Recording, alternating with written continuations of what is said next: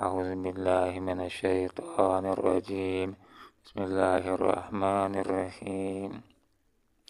فرددناه إلى أمه كي تقر عينها ولا تحزن ولتعلم أن وعد الله حق ولكن أكثرهم لا يعلمون. صدق الله العظيم. سبحانك لا علم لنا إلا ما علمتنا إنك أنت العليم الحكيم. فرددنا واپس ہم نے لوٹایا اس کو الی امی اس کی ماں کی طرف، کئی تکرہ تھا کہ ٹھنڈی عینها اس کی آنکھیں، ولا تحزن اور وہ غمگین نہ ہو، ولتعلم اور تاکہ وہ جان لے، ان یہ کہ وعد اللہ کا وعدہ حق سچا ہے، ولیکن لیکن اکثر ان میں سے لا یعلمون جانتے نہیں۔ جس وقت بچے کو لیا گیا، آسیہ کے دل کے اندر اس کی محبت آ گئی، مارنے سے آڑے آ گئی،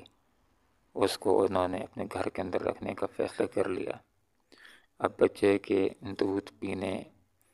کی نوبت آئی، کسی کا دودھ لے نہیں رہا تھا، پریشانی پھیل گئی، تو بچے کی بہن نے ان کو دلالت کی اس بات کے اوپر کہ ایک گھر والے ایسے ہیں کہ اس کے اندر ایک پیاری سی خاتون ہے، بڑی با اخلاق اور بڑی محبت کرنے والی، کہ اگر کوئی بچہ کسی کا دودھ نہیں لیتا ہے وہ اپنے قریب کرتی تو اس کا دودھ لینا شروع کر دیتا ہے۔ تو ان نے اس کو کہا کہ جاؤ اس کو لے آؤ۔ جس وقت موسیٰ علیہ السلام کی والدہ کو لایا گیا تو والدہ نے جب بچے کو اٹھایا اور اپنے سینے کے ساتھ اس کو لگایا، بچے نے ماں کی خوشبو کو سونگھ لیا اور دودھ پینا شروع کر دیا،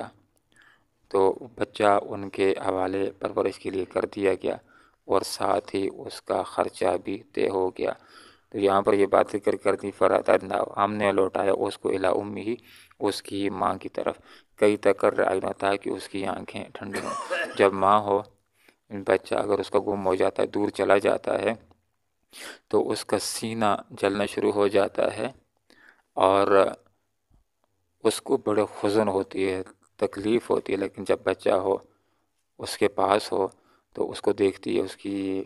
کھیل کود کو دیکھتی ہے تو اس کی آنکھیں ٹھنڈی ہوتی ہیں، اس کا دل ٹھنڈا ہوتا ہے۔ ولا تحزن ہم نے لوٹا دیا بچے کو ماں کی طرف تاکہ اس کو دیکھے، اس کی روح کو سکون بھی ملے اور وہ غمگین بھی نہ ہو، اور وہ یہ بات بھی اس کے اوپر اس کو یقین ہو جائے کہ اللہ رب العالمین کے تمام تر وعدے سچے ہوتے ہیں، کہ اللہ تعالیٰ نے جو اس کو الہام کیا تھا یا اس کی نیند کے اندر، خواب کے اندر اللہ تعالیٰ نے اس کو بتلا دیا تھا کہ بچے کے اوپر جس وقت تجھ کو اگر ڈر ہو جائے کہ اس کو کوئی مار دے گا تو اس کو صندوق کے حوالے کر کے پانی کے حوالے کر دینا ہے، ہم تمہاری طرف اس کو لوٹائیں گے۔ تو یہ جو اللہ رب العالمین کا وعدہ ہے لوٹانے کا، یہ پورا ہوگا۔ تو اللہ رب العالمین نے بچے کو ماں کی طرف لوٹا دیا تاکہ اس کا یقین ہو جائے کہ واقعی اللہ رب العالمین کے جتنے بھی وعدے ہوتے ہیں وہ سارے وعدے سچے ہیں۔ تو یہاں پر ہمیں یہ بات سمجھنی چاہیے، سیکھنی چاہیے کہ ہمیں بھی اللہ رب العالمین کے وعدوں کے اوپر اعتماد ہونا چاہیے۔ ولیکن اکثرهم لا یعلمون اکثر لوگ جانتے نہیں اس بات کو، تو کیا ہو جاتے ہیں، وہ اللہ رب العالمین سے بدظن ہو جاتے ہیں۔ تو ایک وعدہ اللہ نے کیا، وعدہ پورا ہوگا، اس کے اندر 2 دن بھی لگ سکتے ہیں، 4 دن بھی لگ سکتے ہیں، 5 دن بھی لگ سکتے ہیں، تو اس کے اندر کچھ نہ کچھ ایام بھی لگ سکتے ہیں۔ تو بتا اوقات جیسے کہ اللہ رب العالمین کا وعدہ ہے کہ جب تم دعا کرو گے میں دعا قبول کروں گا، تو جب انسان مانگتا ہے تو اللہ تعالیٰ کا وعدہ ہے دعا قبول کروں گا، لیکن قبولیت کے اندر ہو سکتے ہیں ہفتہ لگ جائے، 2 ہفتے لگ جائے، تو بسا اوقات لوگ بدظن ہونا شروع ہو جاتے ہیں کہ وعدہ پورا نہیں ہوگا تو مانگنا چھوڑ دیتے ہیں۔ اس لیے جب شرائط پوری ہوں، آداب ہوں، مانگنے کا طریقہ ہو، ادب کے ساتھ مانگے تو انسان مانگے گا، اللہ تعالیٰ سنے گا اور قبول کرے گا، اور بندوں کو اللہ تعالیٰ جو عطا کرنا چاہے وہ عطا کرے گا۔ تو بسا اوقات انسان ایسے ہوتے ہیں کہ جو اللہ رب العالمین سے بدگمان ہو جاتے ہیں، اس لیے کہ ولیکن اکثرهم لا یعلمون اکثر لوگ جانتے نہیں ہیں۔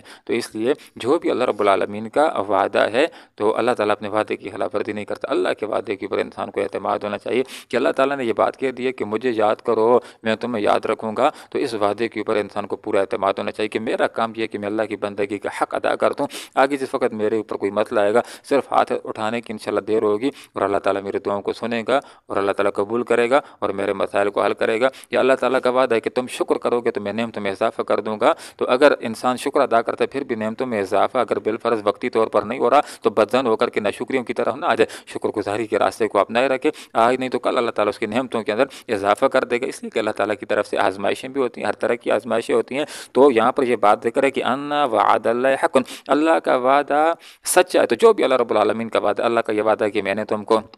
موت دینی ہے، تو یہ وعدہ پورا، اور آئے دن ہم دیکھتے ہیں کبھی یہ فوت ہو رہا کبھی وہ فوت ہو رہا، اسی طرح اللہ تعالیٰ کا وعدہ ہے کہ موت و قیامت کے بعد تمہیں اٹھایا جائے گا، وہ وعدہ پورا ہوگا۔ یہ بھی اللہ رب العالمین کا وعدہ ہے کہ جو بھی اچھا ہے، نیک ہے، سچا ہے، اس کو جنت دی جائے گی، یہ وعدہ پورا ہو کر کے رہنے والا ہے۔ اور یہ بھی اللہ رب العالمین کا وعدہ ہے کہ جو بھی ظالم ہوگا، جو بھی کافر ہوگا، اس کو قرار باقی آخرت کے اندر سزا دی جائے گی، تو یہ وعدہ پورا ہو کر کے رہنے والا۔ تو جو وعدے اللہ رب العالمین نے کیے ہیں، انسان کو اپنا کام کرنا چاہیے، اللہ تعالیٰ اپنے وعدہ پورا کرنے والا ہے، اللہ تعالیٰ اپنے وعدوں کو پورا کرے گا۔ تو اللہ رب العالمین کے جو وعدے ہیں اس میں سے یہ بھی ہے کہ جو لوگ ایمان لائیں گے، نیک اعمال کریں گے، تو فَلَنُحْيِيَنَّهُ حَيَاةً طَيِّبَةً، ہم ان کو پاکیزہ زندگی گزارنے کے لیے دیں گے۔ تو پاکیزہ زندگی وہ ہوتی ہے کہ جس کے اندر معیشت کا گزران بھی اچھے انداز میں ہوتا ہے اور انسان کی زندگی بھی عزت کے ساتھ گزرتی ہے۔ تو ذرا غور کیجیے کیا صحابہ کے ساتھ اللہ تعالیٰ کا یہ وعدہ پورا نہیں ہوا کہ انہوں نے ایمان لایا، ایمان کے تقاضوں کو پورا کیا، اعمال صالحہ کو انہوں نے کیا، تو کیا اللہ تعالیٰ نے فَلَنُحْيِيَنَّهُ حَيَاةً طَيِّبَةً، ہم ان کو پاکیزہ زندگی گزارنے کے لیے دیں گے۔ تو کیا صحابہ کو اللہ تعالیٰ نے، تابعین کو، تبع تابعین کو پاکیزہ زندگی اللہ رب العالمین نے عطا نہیں کی ہے؟ تو جو بھی اللہ کی بات کو مانے گا، اللہ رب العالمین کی اطاعت کرے گا، تو اللہ تعالیٰ نے جو وعدے کیے ہیں تو اللہ تعالیٰ اپنے وعدوں کو پورا کرنے والے وَلِتَعْلَمَ، تاکہ جان لے ان وعد اللہ کا وعدہ حق سچا ہے، ولیکن اکثرهم، لیکن اکثر لوگ لا یعلمون، جانتے نہیں۔ ولما جب بلغ پہنچ گیا اشدہ، اپنی جوانی کی عمر کو، حضرت موسیٰ علیہ السلام جس وقت جوانی کی عمر کو پہنچ گئے اور ان کی نشوونما مکمل ہو گئی، تو اللہ رب العالمین نے ان کو حکمت دی، علم عطا کیا، وکذالک، اسی طرح نجزی ہم بدلہ دیتے ہیں المحسنین، نیکوکاروں کو۔ تو حضرت موسیٰ علیہ السلام نبوت سے پہلے بھی انبیاء کی یہ زندگی ہوتی ہے، پیاری زندگی ہوتی ہے کہ نبوت سے پہلے بھی وہ گناہوں سے پاک اپنی زندگی کو گزارتے ہیں، جو کام کرتے ہیں بھلائی والے کام ہوتے ہیں، اچھے کام ہوتے ہیں، تعاون والے کام ہوتے ہیں، اور مظلوموں کی مدد والے کام ہوتے ہیں۔ جیسے کہ دو بندوں کو دیکھا تھا کہ آپس میں لڑائی ہو رہی تھی، تو ایک مظلوم تھا تو اس کی مدد کو پہنچ گئے تھے۔ اور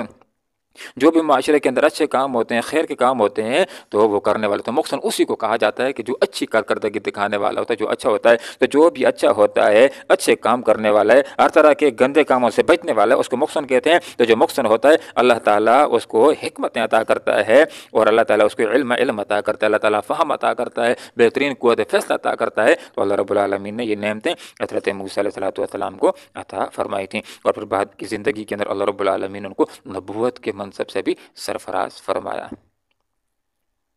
فرددنا، بس ہم نے لوٹایا ان کو، الی امی، ان کی اماں جان کی طرف، کئی تقرا، تاکہ ٹھنڈی ہو، عین ہوا اس کی آنکھیں، ولا تحزن، تاکہ وہ غمگین نہ، ولا تعلم، تاکہ جان لے، ان یہ کہ وعد اللہ کا وعدہ حق سچا ہے، لیکن اکثر علم سے لا یعلمون، جانتے نہیں۔ ولما، اور جب بلغا پہنچ گئے، اشدہ، اپنی جوانی کی عمر کو، واستوى، اور ان کی نشوونما مکمل ہو گئی، آتیناہ، تو ہم نے دی ان کو حکمت و علم،